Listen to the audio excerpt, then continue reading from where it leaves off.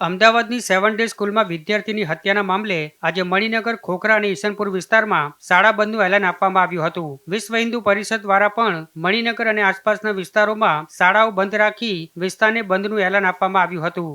આથી બંધના પગલે સિંધી બજાર પણ સંપૂર્ણપણે બંધ રહ્યું હતું. આ બંધમાં ત્રણેય વિસ્તારોની લગભગ 200 થી વધુ શાળાઓ જોડાઈ હતી. આથી ઘટનાની ગંભીરતાને ધ્યાનમાં રાખી શાળા સહિત સમગ્ર વિસ્તારમાં ચુસ્ત પોલીસ બંદોબસ્ત ગોઠવી દેવામાં આવ્યો હતો. સ્કૂલથી લગભગ 500 મીટરના અંતર સુધી પોલીસનો બંદોબસ્ત ગોઠવી દેવામાં આવ્યો હતો. આ સાથે જ યુથ કોંગ્રેસ અને એનએસયુઆઈ દ્વારા 7 ડે સ્કૂલને તાળાબંધીનું એલાન આપવામાં આવ્યું હતું. જ્યાં એનએસયુઆઈ દ્વારા સ્કૂલની બહાર ઉગ્ર સૂત્રોચ્ચાર અને વિરોધ પ્રદર્શન કરવામાં આવ્યું હતું. મોટી સંખ્યામાં એનએસયુઆઈના કાર્યકરો એકઠા થઈ જતા પોલીસે તાત્કાલિક કાર્યવાહી હાથ ધરી અટકાયતનો દોર શરૂ કર્યો હતો. જોકે આ દરમિયાન પોલીસ અને પ્રદર્શનકારીઓ વચ્ચે ઘર્ષણના દ્રશ્યો પણ સર્જાયા હતા. જ્યાં પ્રદર્શનકારીઓનો મુખ્ય આક્રોશ 7 ડે સ્કૂલના મેનેજમેન્ટ સામે જોવા મળ્યો હતો.